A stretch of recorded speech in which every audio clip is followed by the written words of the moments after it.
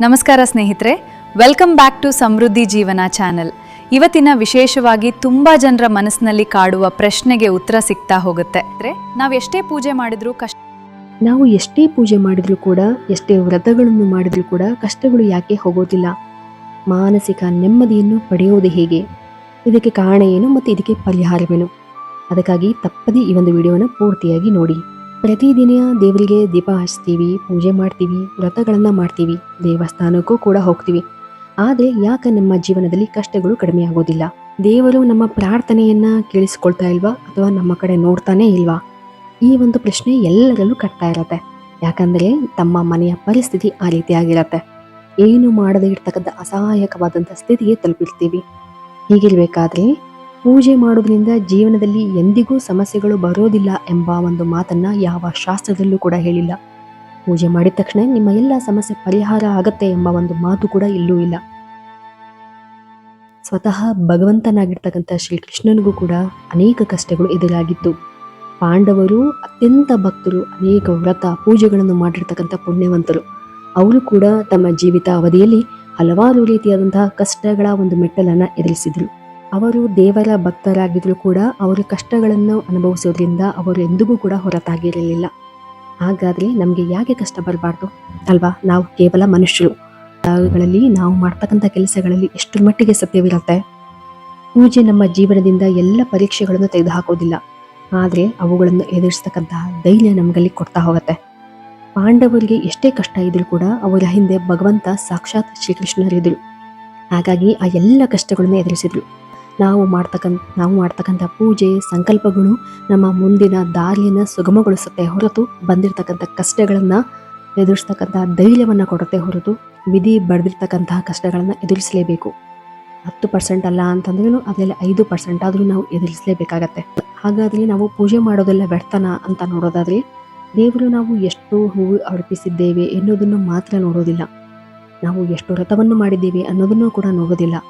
ಅವರು ನಮ್ಮ ನಡತೆ, ನಮ್ಮ ಮಾತು, ನಮ್ಮ ಸ್ವಭಾವ, ನಮ್ಮ ಪ್ರಾಮಾಣಿಕತೆ ಹಾಗೂ ನಮ್ಮ ಕರುಣೆ, ನಾವು ಸಹಾಯ ಮಾಡ್ತಕ್ಕಂಥ ಮನಸ್ಥಿತಿ ಇವೆಲ್ಲವೂ ಕೂಡ ಪೂಜೆನೇ ಅಂತಾನೆ ಹೇಳ್ತಾರೆ. ಶಾಸ್ತ್ರಗಳಲ್ಲಿ ಕೇವಲ ಬಹಿರಂಗ ಪೂಜೆಗೆ ಮಾತ್ರ ಮನ್ನಣೆ ಇಲ್ಲ, ಅಂತರಂಗದ ಪೂಜೆಯೂ ಕೂಡ. ಅಂದರೆ ನಮ್ಮ ಮನಸ್ಸು ಎಷ್ಟು ಶುದ್ಧವಾಗಿರುತ್ತೆಯೋ ಅಷ್ಟು ನಮ್ಮ ಜೀವನವೂ ಕೂಡ ಸರಳವಾಗ್ತಾ ಹೋಗುತ್ತೆ.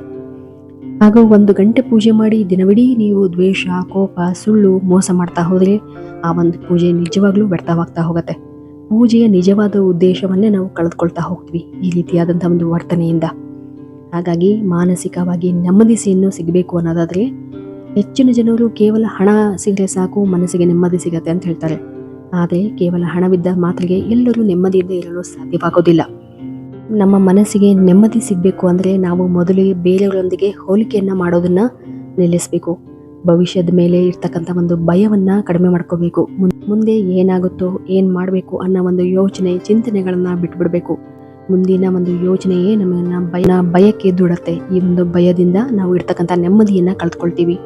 ಕೆಲವೊಂದು ಘಟನೆಗಳನ್ನ ನೋವು ಮಾಡಿರತ್ತೆ, ಕೆಲವೊಂದು ಘಟನೆಗಳು ಖುಷಿಯನ್ನ ತಂದಿರತ್ತೆ. ನೋವುಗಳನ್ನ, ಘಟನೆಗಳನ್ನ ಆದಷ್ಟು ಮರಿಬೇಕು. ಅತಿಯಾದಂಥ ನಿರೀಕ್ಷೆಗಳನ್ನ ಯಾವುದು ಕೂಡ ಇಟ್ಕೊಂಡಿರಬಾರ್ದು. ಅತಿಯಾದ ಎಕ್ಸ್ಪೆಕ್ಟೇಷನ್ ಇಟ್ಕೊಂಡಿರಬಾರ್ದು. ಜೀವನದಲ್ಲಿ ಹೀಗೆ ಆಗಬೇಕು, ಹೀಗೆ ಇರಬೇಕು ಅಂತ ಅನ್ಕೊಂಡಾಗೆಲ್ಲ ನಮ್ಮ ಜೀವನದಲ್ಲಿ ದುಃಖ ಹೆಚ್ಚಾಗ್ತಾ ಹೋಗುತ್ತೆ, ನೋವು ಹೆಚ್ಚಾಗ್ತಾ ಹೋಗುತ್ತೆ, ಮನಸ್ಸಿನ ಒತ್ತಡ ಜಾಸ್ತಿಯಾಗಿ ನೆಮ್ಮದಿಯನ್ನೇ ನಾವು ಕಳ್ಕೊಳ್ಬೇಕಾಗತ್ತೆ. ಭಗವಂತನೇ ಹೇಳಿದ ಹಾಗೆ, ಇರೋದನ್ನ ಇದ್ದಂತೆಯೇ ಸ್ವೀಕರಿಸೋ ಮನೋಭಾವನೆ ಇರಬೇಕು. ಇದ್ದಂತೆಯೇ ಹಾಗೂ ನಾವು ಇವಾಗ ಏನು ಖುಷಿಯಾಗಿದ್ದೀವೋ ಇದೇ ನಮ್ಮ ನಿಜವಾದ ಬದುಕು ಅಂತ ಹೇಳಿ ಅನುಭವಿಸ್ತಾ ಹೋಗ್ಬೇಕು. ಬಂದಂತೆ ಬದುಕನ್ನ ಸ್ವೀಕರಣೆ ಮಾಡೋ ಮನೋಭಾವ ಇತ್ತು ಅಂತಂದ್ರೆ ನೆಮ್ಮದಿ ತಾನಾಗೆ ಬರ್ತಾ ಹೋಗುತ್ತೆ. ಹಾಗೂ ಒಂದು ಮಾತು ಹೇಳ್ತಾರೆ, ನಾವು ಪೂಜೆಗಳನ್ನ ಮಾಡೋದು, ವ್ರತಗಳನ್ನು ಮಾಡೋದ್ರಿಂದ ಒಂದು ಚಕ್ರವಿದ್ದ ಹಾಗೆ. ಆ ಒಂದು ಚಕ್ರ ಎಷ್ಟು ಸ್ಪೀಡಾಗಿ ತಿರುಗ್ತಾ ಹೋಗುತ್ತೋ ಅಷ್ಟು ಸ್ಪೀಡಾಗಿ ನಮ್ಮ ಕರ್ಮಗಳು ಕಳೀತಾ ಹೋಗುತ್ತೆ. ಪೂಜೆ ವ್ರತಗಳನ್ನು ಮಾಡೋದ್ರಿಂದ ಈ ಒಂದು ಚಕ್ರ, ನಮ್ಮ ಜೀವನದ ಚಕ್ರ ಅತ್ಯಂತ ಸ್ಪೀಡಾಗಿ ತಿರುಗ್ತಾ ಹೋಗುತ್ತೆ.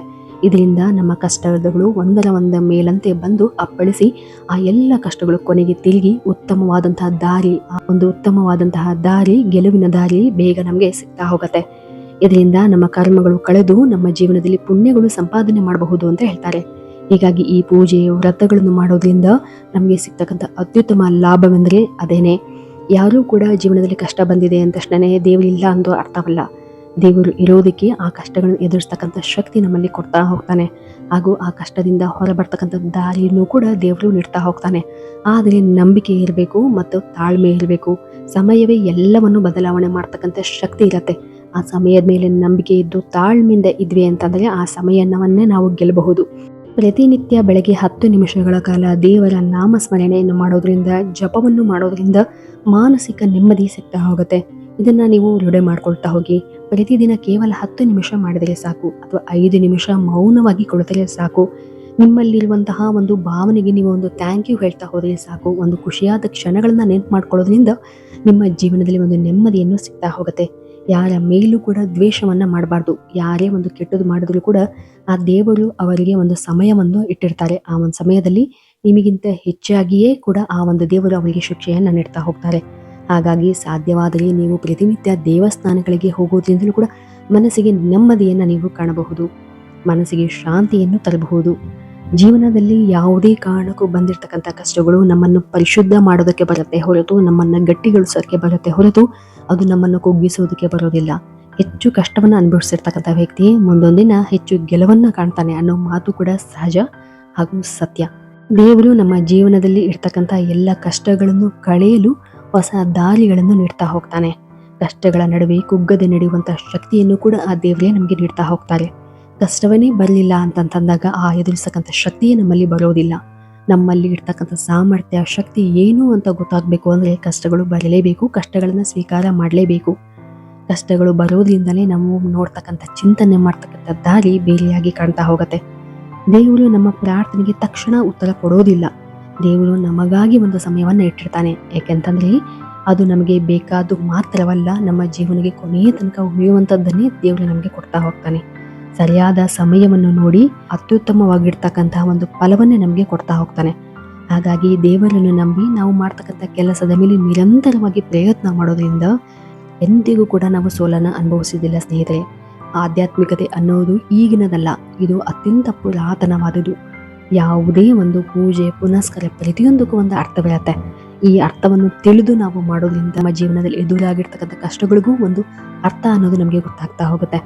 ನಾವು ಎಷ್ಟೋ ಸಲ ಅನ್ಕೊಂಡಿರ್ತೀವಿ, ನನ್ನ ಜೀವನದಲ್ಲಿ ನಾನು ಅನ್ಕೊಂಡಿದ್ದ ಥರ ಆಗ್ಬಿಟ್ಟಿದ್ರೆ ನನ್ನ ಲೈಫ್ ಹೀಗೆ ಇರ್ತಿರ್ಲಿಲ್ಲ ಅಂತ.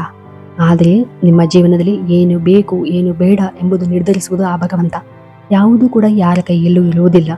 ಅದು ಎಲ್ಲವನ್ನು ತಿಳಿದಿರ್ತಕ್ಕಂಥ ಭಗವಂತ ನೀವು ಕಳೆದುಕೊಂಡಿರುವುದಕ್ಕಿಂತ ಅತ್ಯುತ್ತಮವಾದದನ್ನೇ ನಿಮಗೆ ಮುಂದೊಂದಿನ ಕೊಡ್ತಾನೆ.